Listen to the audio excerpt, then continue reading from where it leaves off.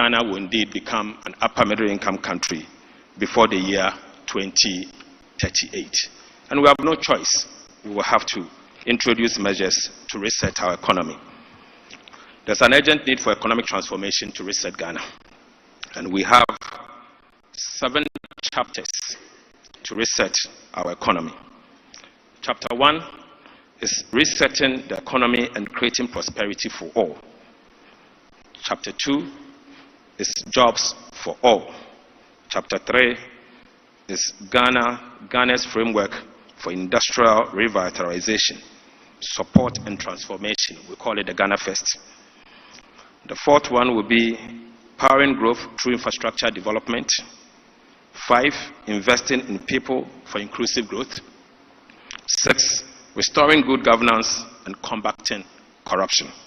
And 7, deepening international relations and foreign policy so that Ghana can benefit from economic diplomacy. Your Excellency, we face fiscal challenges, and indeed there are opportunities to support this reset.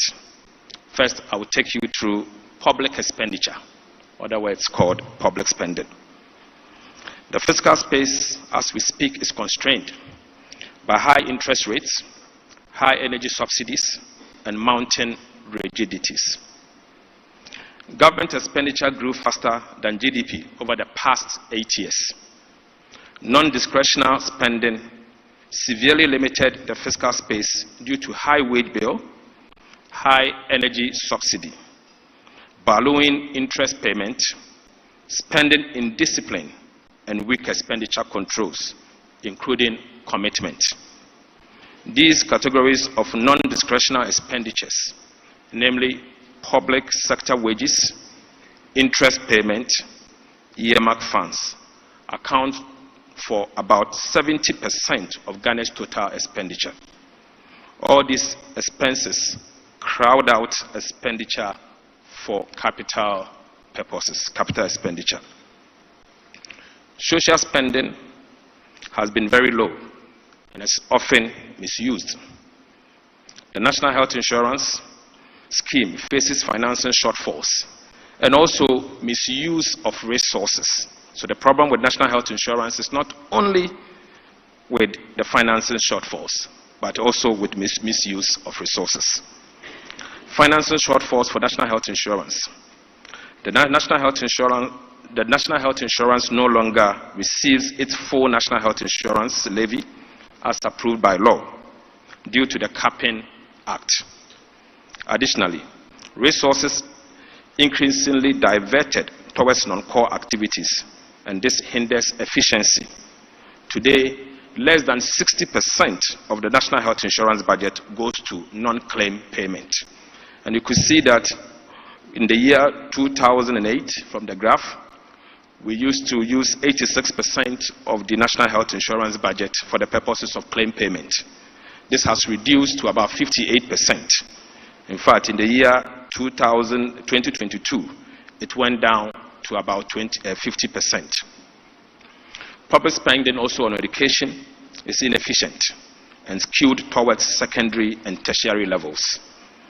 Only about 1/4 of government education spending goes to pre-primary and primary levels. Most funds go to staff compensation, leaving little for classroom materials and infrastructure improvement. And you could see how our education budget is skewed, also from the graph from the right-hand side. Your Excellency, infrastructure spending, again, is highly inefficient and mostly uncompleted.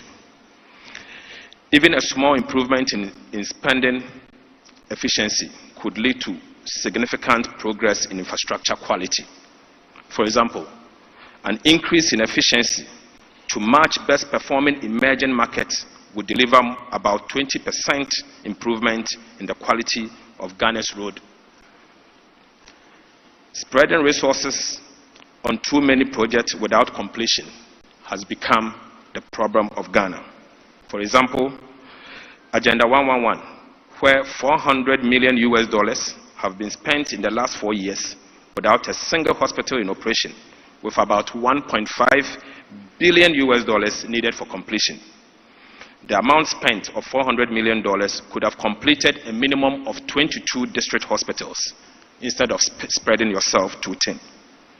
Maintenance is indeed cheaper than new infrastructure, but funds to road maintenance is also inadequate and often misused.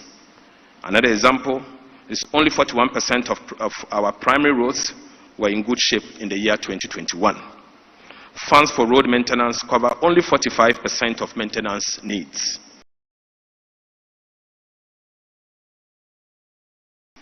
And this 45% of funds that has been allocated for road maintenance are often used for development instead of maintenance. And so you could see that most of our roads are deteriorating. Your Excellency, the energy sector in Ghana has become a ticking time bomb, costing about 2% of GDP every year. Every year. The objectives of the energy sector recovery program are completely off track. Fixing the sector's required provision is a matter for us to discuss. However, I still maintain that tariffs should not be used to reward ECG's inefficiencies and other inefficiencies in the system.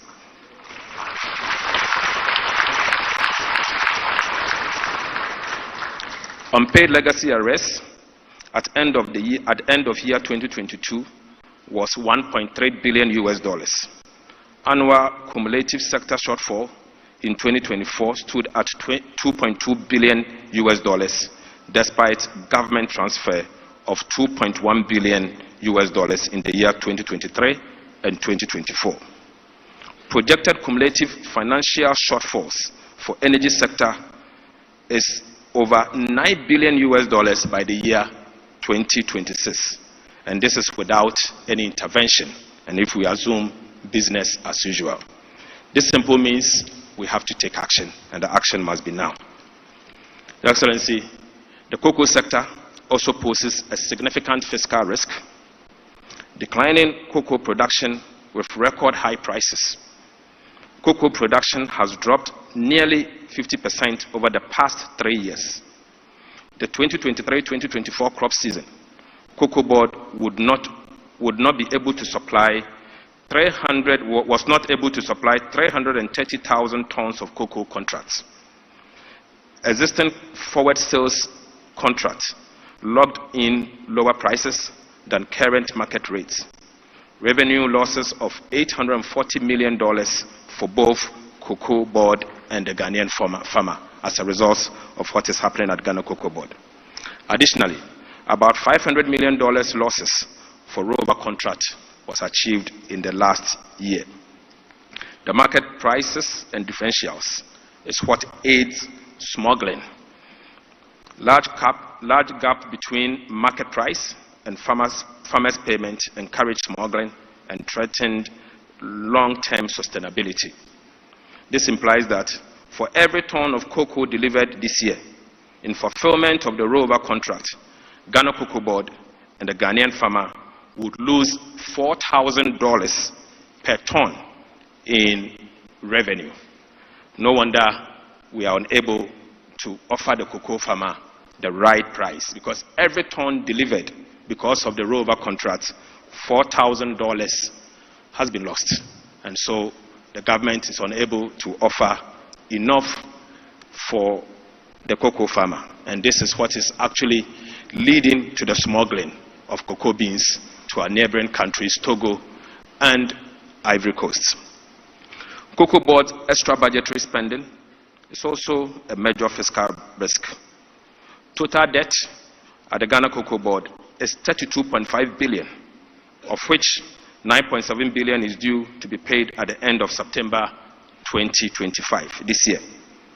Outstanding cocoa road contract reached $21 billion, in fact, $1.3 billion in the year 2024, of which only $4.4 billion accounted for in Cocoa Board financial statement.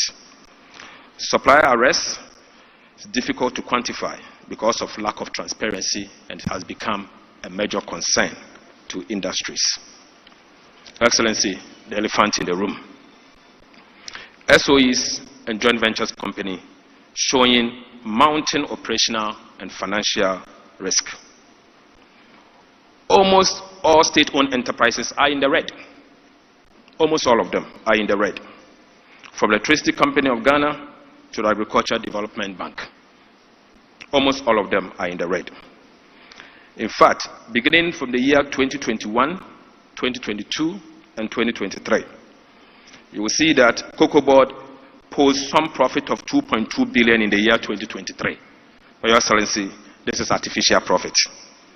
This profit is because they failed to service their debt because of the debt suspension. And so all the cocoa bills that were due at the time, they failed to pay because of debt suspension. Subsequently, this debt still exists, and so we will need to take action to restructure most of the state-owned enterprises. Fiscal challenges and opportunity to support, and the need for us to talk about revenue now. We can't develop if we fail to generate resources internally. Your Excellency, Ghana has not performed well in revenue mobilization compared to its peers. Ghana's domestic revenue mobilization has stagnated in the last decade and remained below our peers. Ghana collected 13.5% of GDP in revenue, tax revenue. Collection from other major taxes remain low, especially value-added tax, as compared to our peers. Numerous exemptions and complexity of tax system have a detrimental impact on revenue. Tax administration challenges also contribute to compliance gap. And I have two different graphs, the one on total tax revenue and the one we need to take action, the value-added tax. You could see the long line, the yellow line, dotted line, and the dotted red, representing where Ghana is and where our peers are. When you look at the other one, the value-added tax, where Ghana is,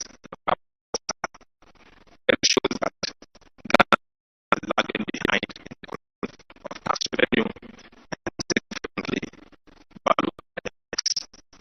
This means we need urgent reforms to rationalize our value-added tax regime. Currently, it has been distorted, and as a result, there is very little compliance. The gap is huge. Last year, GRA programmed to increase the VAT effort by 32%. Unfortunately, they ended up with 17%, clearly below inflation, and that should tell you that there is a significant problem. The fiscal cost of tax exemption calls for rationalization, whilst mitigating the impact on the poor. The Tax Exemption Act in the year 2022 set criteria, but other legislations introduced further tax incentives that deviate from the national tax benchmark.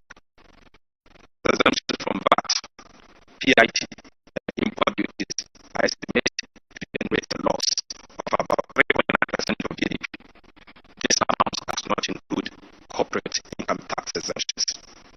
While this exemption offers some relief, they are costly, in fact, very costly, and they create leakages, complexity, and distortions in the tax system.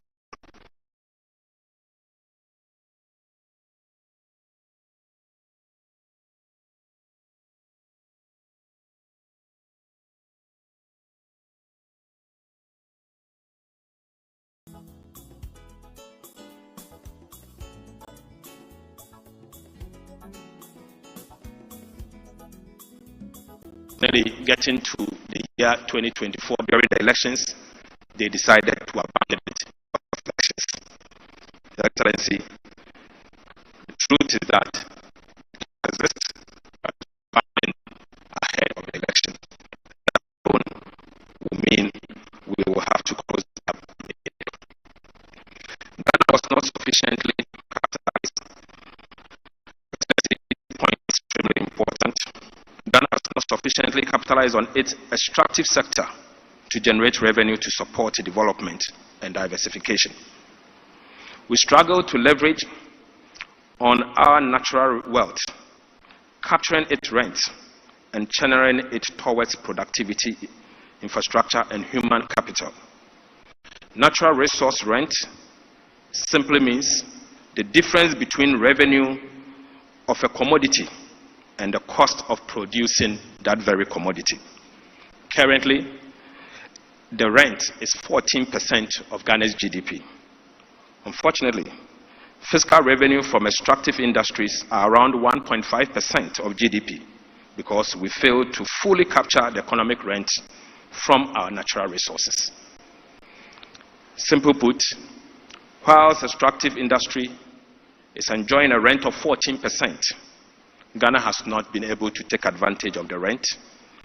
All what I want to say is that, can we take advantage and take 1% of the 14% rent as a country to support our development in infrastructure and also human capital?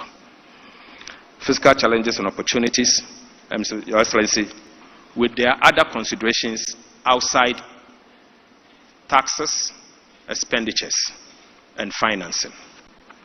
And the other considerations are institutional reforms and corresponding policy directions that will need to guide us. The fiscal rule. The Fiscal Responsibility Act 2018 failed to contain debt accumulation, the very reason why we set up the Fiscal Responsibility Act. Lack of enforcement and credibility issues, limited counter-cyclical flexibility in the law were the problems. SOE reforms are urgently required. Poorly performed SOEs in energy and agriculture sectors burden public finances. Growing fiscal risk from contingent liability and quasi-fiscal operations that we need to address. And to be straight, the non-performing SOEs in energy, I'm referring to ECG. A non-performing SOE in agriculture, I'm referring to Ghana Cocoa Board. Your Excellency, the PFM and procurement systems urgently need to be upgraded in order for us to achieve a long-term fiscal discipline, because currently they are becoming quite outmoded, and there's the need for us to restore it. Border macroeconomic framework. Containing high inflation and stabilizing the cedi is key for fiscal action and growth. Inflation remains stubborn, around 23% since May 2024. Climate issues such as drought in key agriculture areas and delayed rainfall have harmed production, while supply chain challenges have further impacted on food costs. High inflation reduces cost of living and worsens food insecurity, particularly for the most vulnerable. Tight monetary policy stance is essential to control inflationary limits. Reduce risk premium and improve credit to private sector and encourage an exchange rate stability is essential to contain the debt service and pass-through of import prices. Your Excellency, the recent reduction in T-bills alone is saving Ghana about $1 billion US, 1 billion Ghana cedis. And that 1 billion Ghana cedis can be channeled to critical areas of the economy. And clearly, we need to take steps to reduce the borrowing and also reduce the cost of borrowing so that we'll be able to channel the dividend to support our national development. I now move to the way forward and conclude. Fiscal policy in the past 8 years has been very ineffective. As a result, the macroeconomic situation remains very fragile. It is imperative that we build a momentum for reforms. The quality of adjustment will be key to support growth and protect the poor and most vulnerable.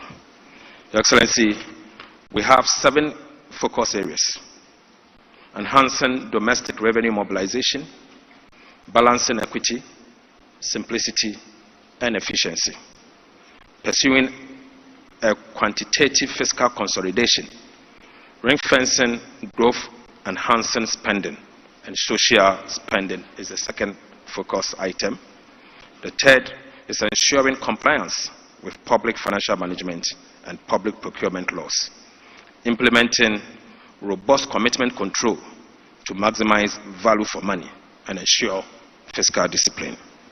The fourth is to enhance the efficiency of public spending in social programs and public infrastructure. The fifth is phasing out costly, regressive, and ineffective subsidies in the energy sector, whilst increasing targeted social programs. The sixth is reforming state-owned enterprises that create contingent liability and quasi-fiscal spending. Example is Ghana Cocoa Board and the almighty Electricity Company of Ghana.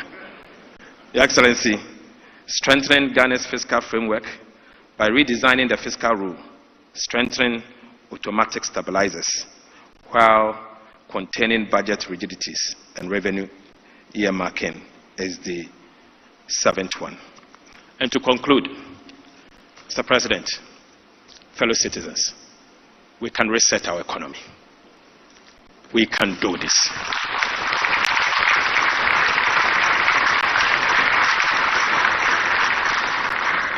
We just have to be disciplined and understand that the short-term benefits we gain today has a long-term consequences on our future. Let's do this for Mother Ghana. Thank you, Excellency.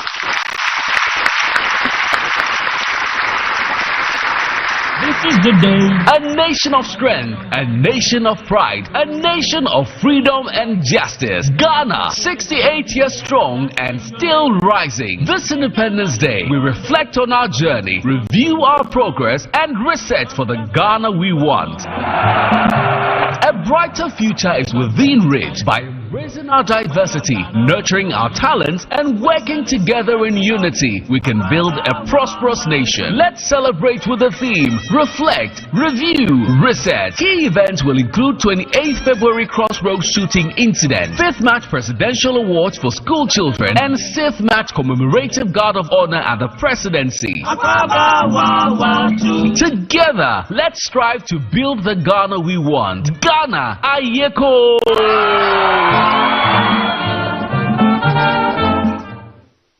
Please put your hands together one more time for the Minister of Finance.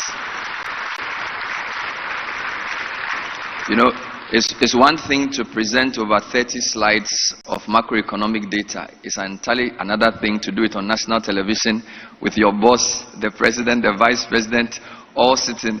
And you are so focused, you didn't even touch the water I brought to you. Atufosen, put your hands together for him. Amazing. I think if there was any doubt you were ready for this job, that doubt has been dispelled.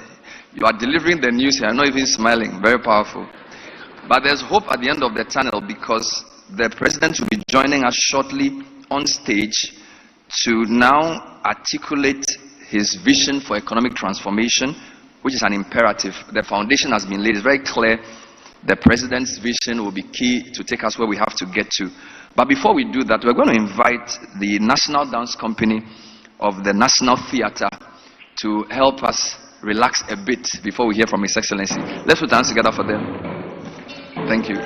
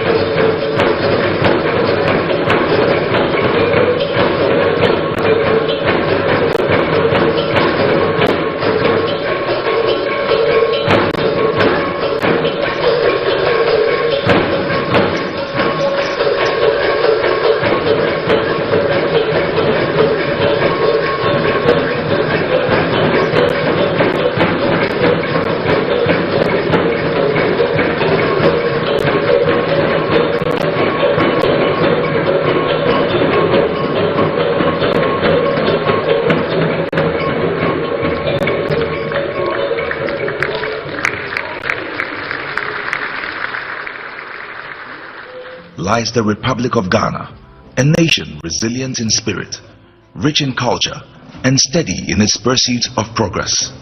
Today, we celebrate a momentous occasion in our nation's history as we welcome the newly elected President, His Excellency, John Dramani Mahama.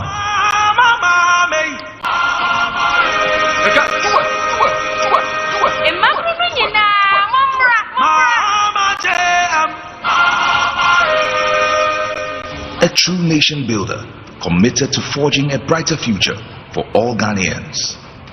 John Mahama embodies the pillars of leadership that our nation craves: trustworthiness, reliability, modesty, and above all, truthfulness.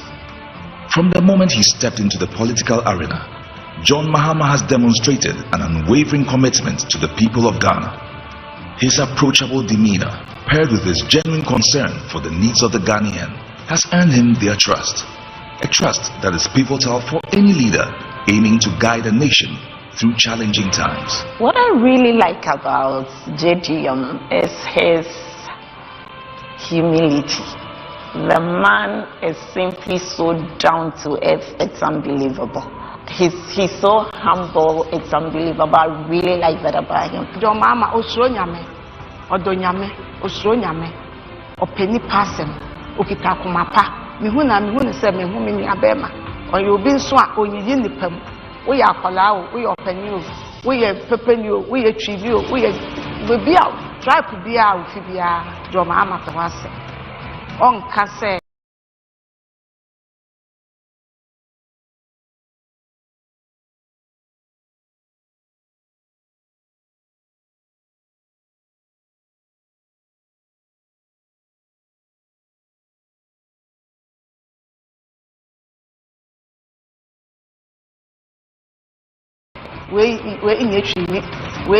Empathy. I believe John Dramani Mahama is loved by many.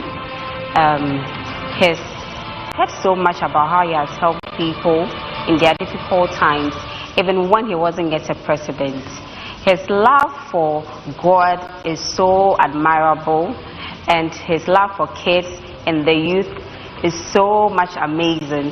And I'm not so surprised my kids get so much excited anytime he shows up on the screen. I admire his tolerance. In 2016, a lot of people attacked his person. No one got arrested, no one disappeared. He just allowed time to judge, and here we are. That's a good leader.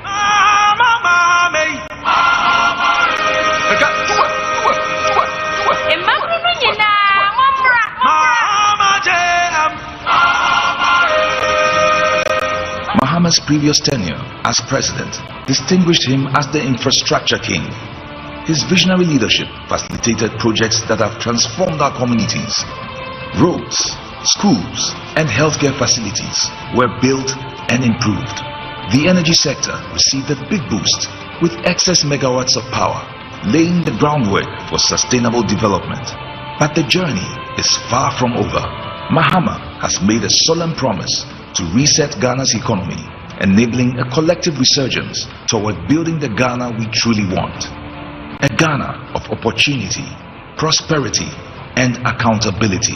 Through his promise of a 24-hour economy, he envisions a nation where jobs are abundant and where people thrive. Picture this: a Ghana where industry operates around the clock, entrepreneurship flourishes, and every citizen has the chance to contribute to and benefit from economic growth. Mahama's roadmap prioritizes creating jobs and ensuring that the nation's wealth is shared across all communities. A true embodiment of economic empowerment. Mahama recognizes that Ghana's strength lies in its people's strength.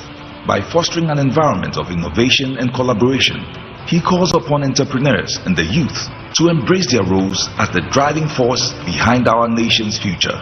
Our strength as a people lies in our diversity.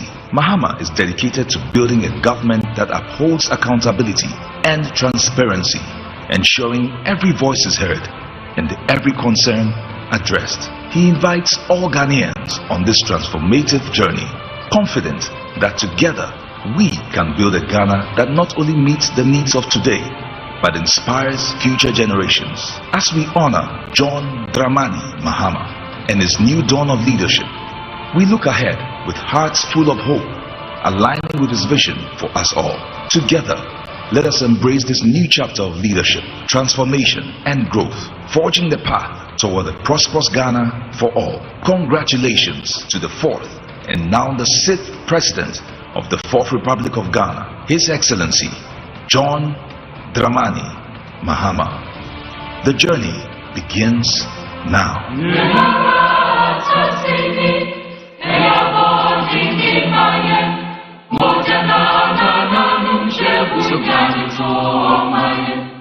Shall we now rise and on behalf of the chairman of the dialogue, respectfully invite the conference convener, His Excellency John Dramani Mahama, for the keynote address. Please put your hands together for Mr. President.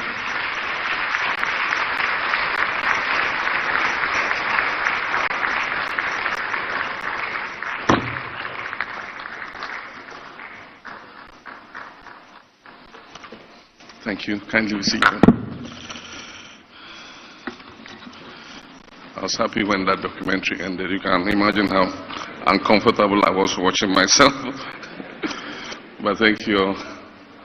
Your Excellency, Professor Jane Nana Opoku-Agyeman, Vice President of the Republic of Ghana, Her Ladyship Gertrude Esaba Saki-Tokonu, Chief Justice of the Republic of Ghana, the Right Honorable Edward Do Ajaho, Chairman of the Council of State, members of the Council of State, the Honorable Chief of Staff Julius Debra, the Honorable Minister for Finance Dr. Kaisel Ato Forsen, Ministers and Deputy Ministers of State, Dr. Ishmael Yamson, and I call him Uncle Yamson, Chairman of the National Economic Dialogue Planning Committee, the Governor of the Bank of Ghana, Dr. Johnson Pandit Isiama, former governors of the Bank of Ghana, heads of security services, the Dean and members of the Diplomatic Corps, His Royal Majesty King Takiteku Churu II, the Gamanche, heads of political parties, captains of industry, chiefs and queen mothers, friends from the media, fellow countrymen, ladies and gentlemen. It is with great honor and a deep sense of responsibility that I welcome you to this National Economic Dialogue. This gathering is more than just a symbolic exercise or the fulfillment of a campaign promise. It is a decisive step in our collective responsibility to reset Ghana's economy, restore confidence, and build the prosperous future we all envision. Today we are here to begin the process of engaging in honest, solution-driven discussions about the challenges we face and the opportunities before us. Our nation stands at a pivotal moment, and the choices we make now will determine the trajectory of our economy for generations to come. As President, I have the honor of leading the conversation on the theme, Resetting Ghana, Building the Economy We Want Together. This theme reflects our shared commitment to creating an economy that is resilient, inclusive, and built on sustainable growth. It is an invitation to all stakeholders to contribute their expertise, ideas, and dedication to this national effort. Ghana is at a critical crossroads in its economic development. The challenges before us are stark, and the economic distress we face are undeniable. However, our collective resilience, ingenuity, and determination have always been the driving force of our nation's progress. We are not here merely to recount our struggles, nor are we here to resign ourselves to economic stagnation. We are here to seek solutions, to adopt strategies that will put us on a sustainable growth trajectory, and to ensure that we build an economy that works for every Ghanaian. For me, this is not just another policy discussion. It is an urgent call to action. A crucial moment for us as stakeholders to unite with purpose and resolve the challenges that face us. We've gathered here to create a powerful platform where government officials, policymakers, business leaders, economists, industry experts, development partners, and other key figures come together to shape the future of our nation. The insights, diverse perspectives, and actionable recommendations that emerge from these discussions must transcend theoretical frameworks and drive real, impactful decisions that will guide our national economy forward. Throughout our engagement, we will focus on practical strategies to restore macroeconomic stability and pave the way for long-term economic transformation. This includes developing policies that stimulate growth and create sustainable job opportunities for our rapidly growing population. We'll also examine the structural reforms that are necessary to unleash the private sector's potential and make it truly the engine of growth that drives job creation and innovation. Strengthening economic governance institutions will be a key topic of discussion, ensuring transparency and accountability at all levels of government, while taking decisive action to combat corruption and other things that hinder our progress. It is vital that as we move towards a more prosperous future, and that the economic gains we achieve are distributed equitably, leaving no one behind and fostering inclusive growth that benefits every sector of society, from the most marginalized communities to the industrial leaders of tomorrow. This dialogue is a defining moment, and our decisions must set the course for a more resilient, prosperous, and equitable economy for generations to come. When I assumed office barely 2 months ago, I inherited an economy that was in a state of deep crisis, one that was weighted down by numerous challenges. The economy was reeling from unprecedented levels of debt, soaring inflation, high unemployment, declining levels of foreign direct investment, and low business confidence. The financial struggles that our nation is facing have not arisen overnight.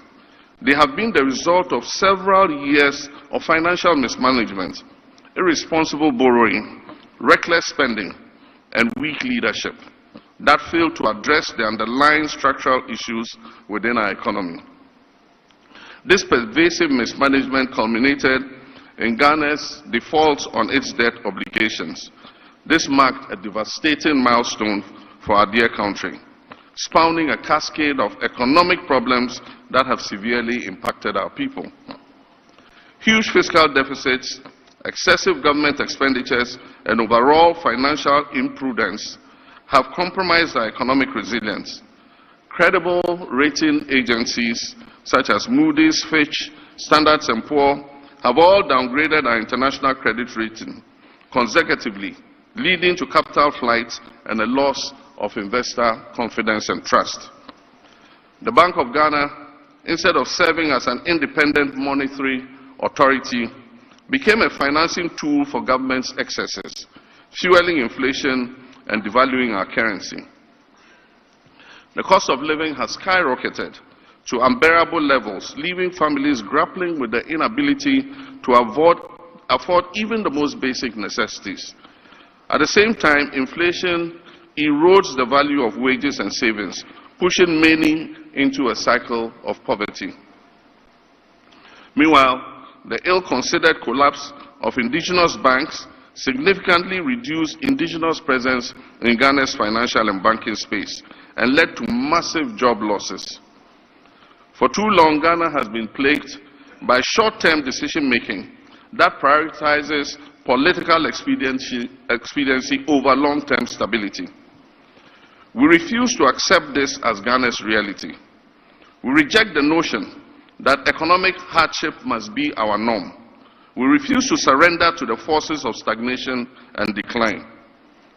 We are gathered here today because we believe in Ghana's ability to rise again.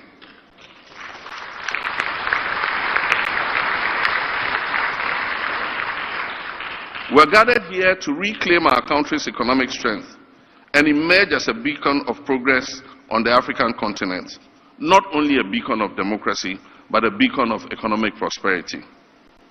This dialogue here today must serve as that turning point, a forum where we move beyond diagnosing the problems and instead implement concrete pragmatic solutions to reposition Ghana on a path of sustainable growth. As President, I am committed to ensuring that the lessons learned from this crisis will shape the decisions we make in the years ahead. The mistakes of the past must not define our future, and I vow to do everything in my power to steer this nation towards a brighter and more prosperous path. My fellow citizens, I know that the road to economic recovery will be challenging, but we must not relent in our quest to rebuild the Ghana we all want for the sake of our children and our children's children. We owe it to ourselves, our children, and our country to rebuild an economy that is resilient, that is sustainable and capable of delivering real opportunities for every citizen. My priority as President is to restore macroeconomic stability. We must enforce responsible public financial management and ensure fiscal discipline at all levels of government while working to reduce hardships for our people.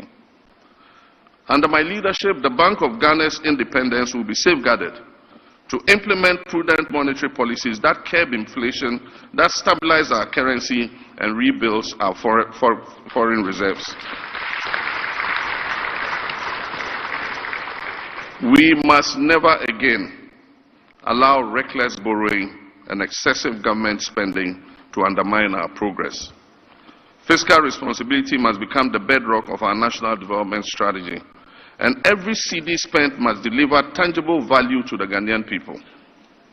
We must review our laws. Thank you. We must review our laws to eliminate excessive waste in the procurement of government supplies and projects. Single source procurement must be the rare exception rather than the norm. We must also subject government projects above a certain threshold to value for money audits. And just this morning I was reviewing some of the procurement reports. And there was this procurement for poultry farmers, 10,000 units of something. And it was single source. The reason for single source was urgency.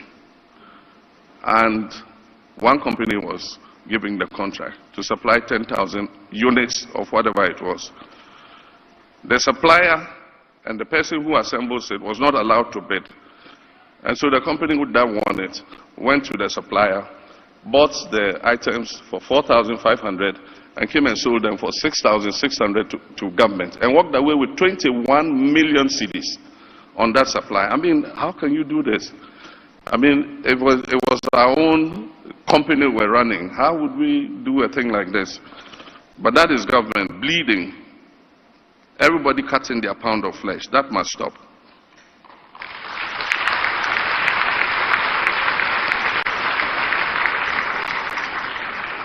Beyond stabilization, we must undertake a fundamental transformation of our economic structure. Ghana's economy has been heavily reliant on the export of raw materials, such as gold, cocoa, and crude oil, leaving us vulnerable to global price fluctuations and external shocks. We must end this dependence.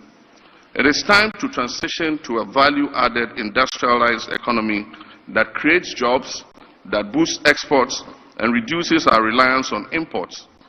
Manufacturing and agro-processing must be expanded to ensure that we derive maximum value from our natural resources.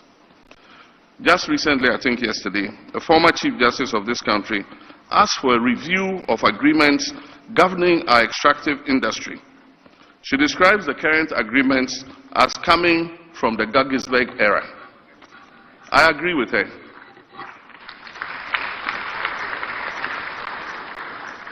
There must be increased indigenous participation in the exploitation of our natural resources. Ghana must earn more from its natural resource endowment if we are to create wealth and prosperity for our people.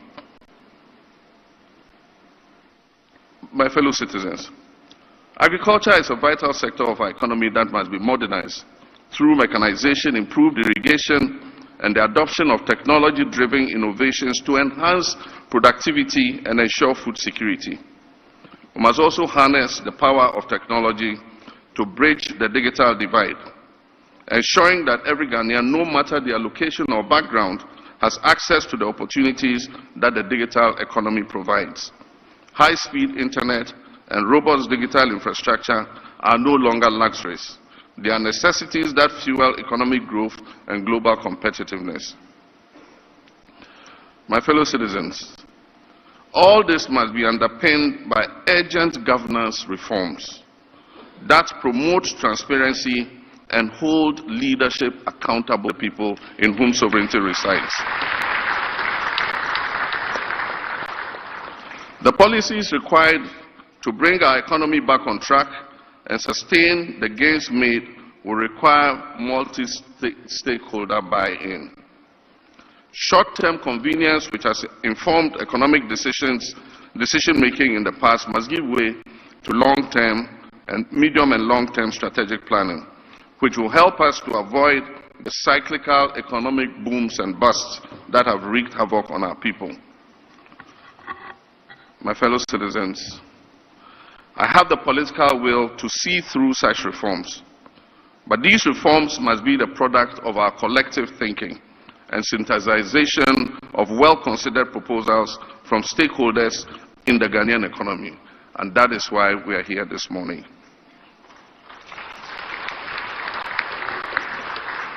As I had cause to say when I delivered the message on the state of the nation to Parliament last week, consensus building and consultation will be the hallmark of this administration. Because I believe that all of us as Ghanaians have a role to play in the development of our dear nation. And I would very much like to be remembered as the president who provided a platform for this to happen.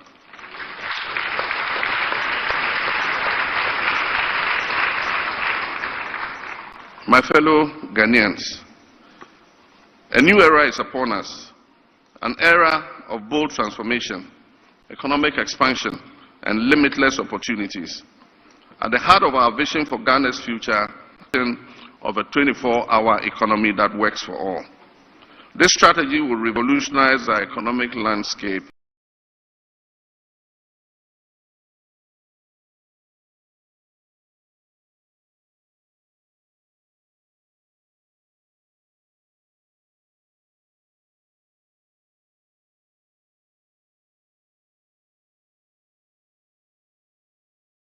It will create sustainable jobs and position Ghana as a competitive force. Under this initiative, this administration is committed to providing incentives and tax breaks for manufacturers and businesses that extend their operational hours, encouraging a shift-based employment system that expands job opportunities. We will strengthen key sectors such as manufacturing, retail, healthcare, logistics, and financial services to support such continuous operation. We'll invest in infrastructure, energy, and security to ensure businesses and workers operate in a safe and efficient environment. We'll enhance transportation systems to facilitate the movement of workers and goods at all hours.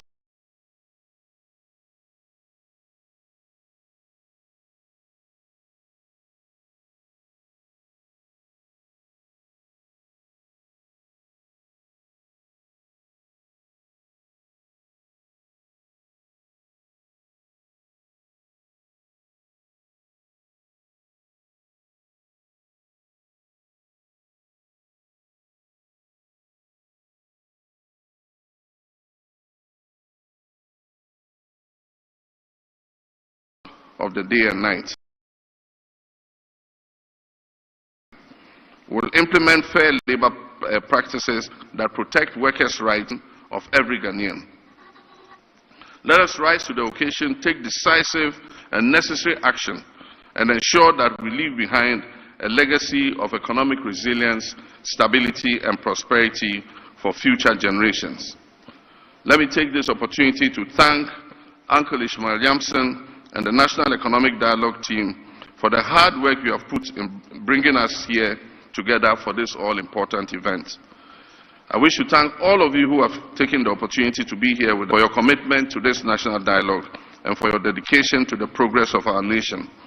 Together, we'll build the Ghana we want and a robust economy of our own design and creation. I therefore have the honor and privilege to declare this National Economic Dialogue 2025 duly open.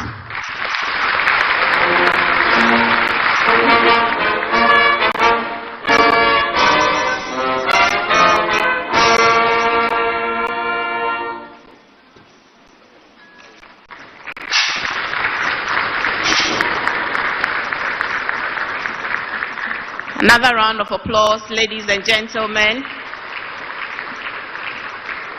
Indeed, the time for transformation is now, and Ghana will rise again when we all work to make it so. You may kindly resume your seats. Thank you so very much, Your Excellency, for your genuine commitment to leading this new chapter in our history. We're almost at the end of our opening ceremony. We'll take a few pictures now, so I'm going to have to invite Your Excellency back just to the base of the stairs, together with the Vice President, the Finance Minister, and then I'll mention the groups to come and join you. So, Your Excellency, please. The Planning Committee members will be the first to take a group photo with His Excellency and the Vice President. Dr. Ishmael Yamson, if you make way to the stairs. Dr. K.Y. Amwako, Nelly Mreku, Professor John Gachi, Anthony Sapong. May I also invite the Chief Justice of the Republic to join the photo op. Mohammed Samara, Ernest de Graft Ejir, and Dr. Nimoy Thompson. The Chairman of the National Council of State, please, Honorable Doa Jaho, kindly join as well.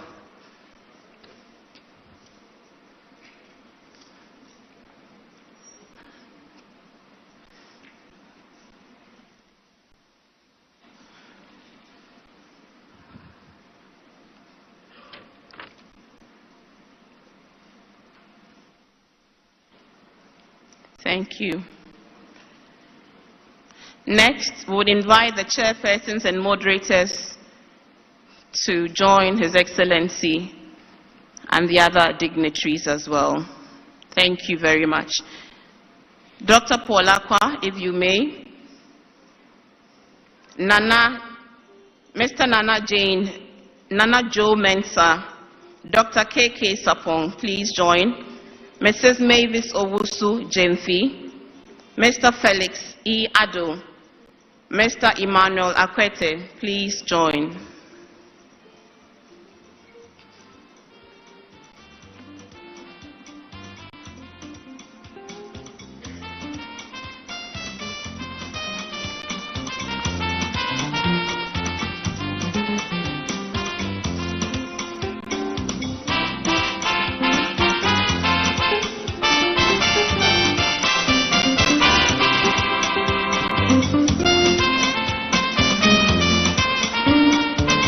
Because we are